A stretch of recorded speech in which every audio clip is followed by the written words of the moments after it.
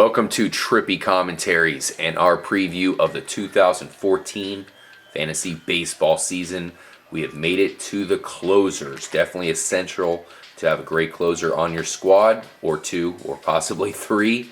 So let's go ahead and break down the top 12 available closers in this draft. I'm RJ here with Kyle. What's going on? Let's do this. So we have number one, Craig Kimbrel, guy who's kind of become a classic closer at this point, even though he's still young. Yeah. You know, he's pretty much going to be one of the best closers that we'll ever see. He's already established himself.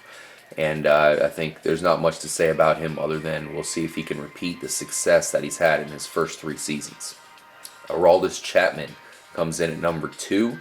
38 saves last season. Look for that to go up even more. And that 15.83 K per nine is off the chain. Yeah, I mean, God, the guy throws, one of the fastest fastballs you're going to see in your life. Doesn't feel too good when you're down, and you got to face that coming at you in the last inning when you're already tired from playing the whole game. Good luck. Yep. Kenley Jansen's number three now. If it wasn't for the Dodgers' shoddy management trying to put in other guys that aren't as good as him, he would really already be known as a great closer. And he dealt with a heart surgery, which was terrible. Yeah, but he's back stronger than ever. 1.88 ERA, 0.86 WHIP, and a 13.03 K per nine last season proves that he is indeed a baller. Speaking of ballers, number four, Greg Holland. This guy has proven he's absolutely ridiculous. Look at his stats last year. 47 saves, 1.21 ERA, 0.87 WHIP, and a 13.84 K per nine.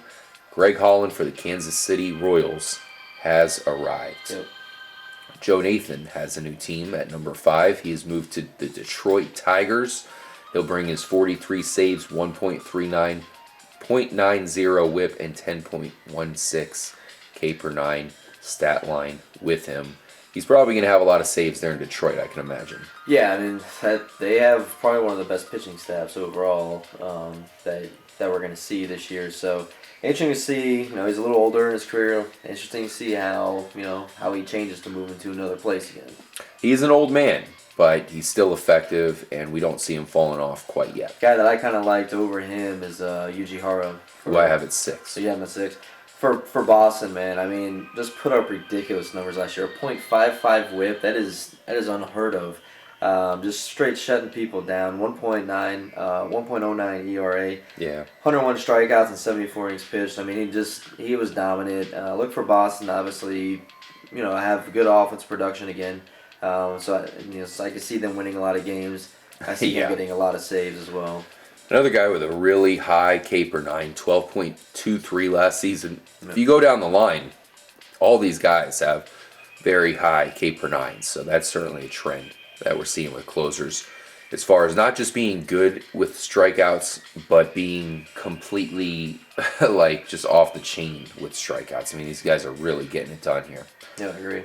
David Robertson is going to take over for the legend Mariano Rivera there for the New York Yankees.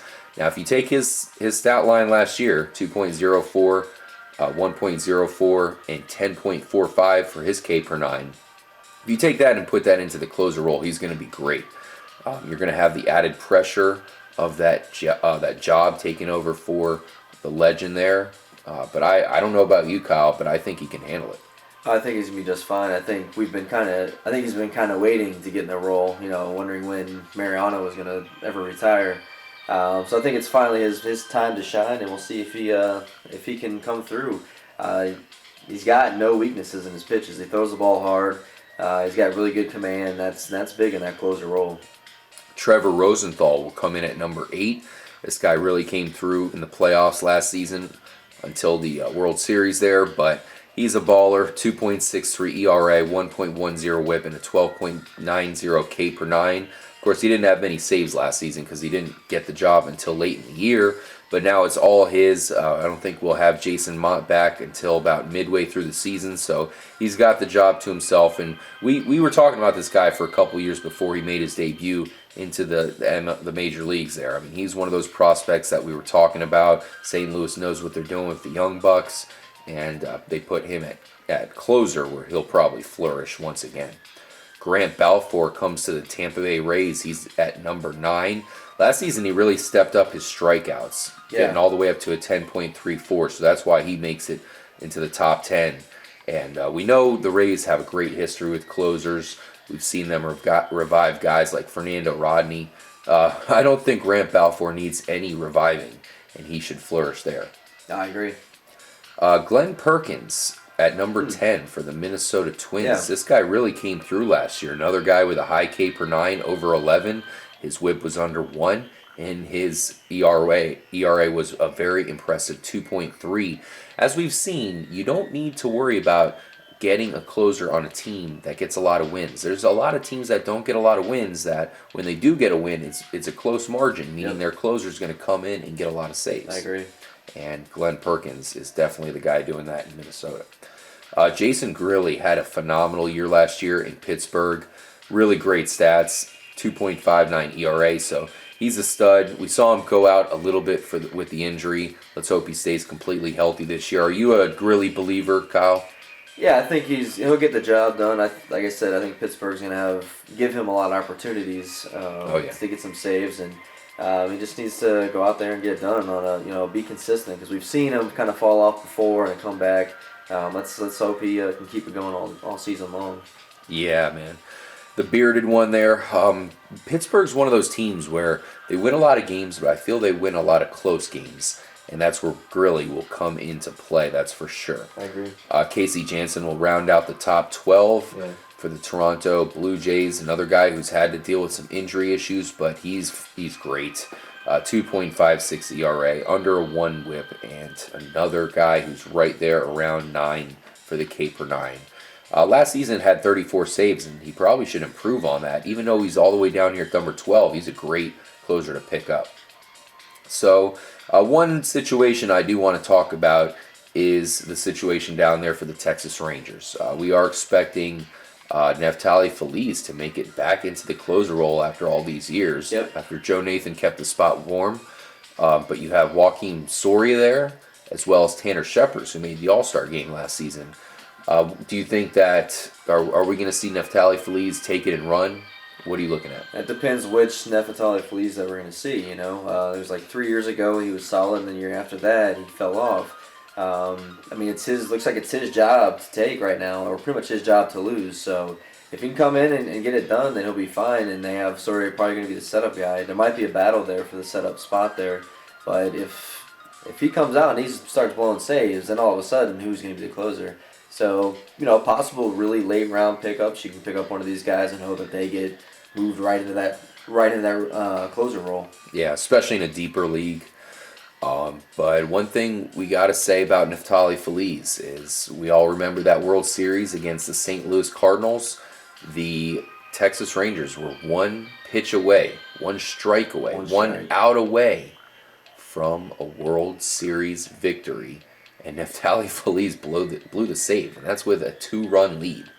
So, can he come back now that he's back in that closer role? He's no longer starting pitcher, so he's back in that role. Can he come back with a vengeance? That'll be very interesting. Now, personally, I would love to see Tanner Scheppers get that job. Yeah, I think you have Soria probably above him in the pecking order, but if something happens there, if Soria blows a save or Feliz blows a couple saves and they start to get worried, I guarantee you they're going to say, we're going to stop messing around. Let's put Scheppers in there because we know he's going to be good. Yep. And if that happens, he's going to become instantly one of the elite closers in the league. So watch for that. So there you have it. Those are the top closers. There's a lot of good ones this season. Make sure you grab at least 2. I like to grab 3 just to kind of take through. And really, it's good if you grab 3 solid ones. Yeah, there's a lot of other guys to run with. There's a lot of other guys to pick up even outside of that top 12. So. Oh, yeah. And don't pay for saves. You want to get them at a good level. I mean, Craig Kimbrel's great and all. Aroldis Chapman is a bona fide beast. But try not to go too high. If you can get these guys at the right price, that's where you're going to want to make your move, especially in the later rounds. If you can get some guys we haven't mentioned, perhaps Jim Johnson's able to get the job done there in Oakland, despite his lack of strikeouts. He should do pretty good there. Yeah. You have Tommy Hunter taking over in Baltimore. Fernando Rodney, we didn't mention. I think he's going to be fine in Seattle. That's a great ballpark for him to pitch in, and he should get some saves. So there's plenty of guys to get. Just make sure you guys get 3 closers. We highly recommend it. Even if you can only play 2, it's still nice to have a backup that's solid that you can rely on. I agree. Thank you guys for joining us for our closers preview. Here at Trippy Commentaries, we previewed every single position in this year's fantasy baseball season. So make sure to check them all out. If you have questions about any position, you know where to find us. Hit us up on TripComs, at TripComs on Twitter. You could always leave a comment, and we will see it. Trust me on that. We'll be here for you all season long. We'll put up videos. We're going to have a lot of daily updates on the Twitter. We appreciate you guys, watching us and subscribing. Please share us, and can't do it without you guys. So we appreciate you guys watching it. Absolutely. This is going to be a great fantasy baseball season. Just the way all the players are lined up this year, both offensively and as far as pitching is concerned as well. Just make for a great season. It's going to be a lot of fun. We can't wait to be with you guys the whole way through. Peace out, and we'll catch you for opening day.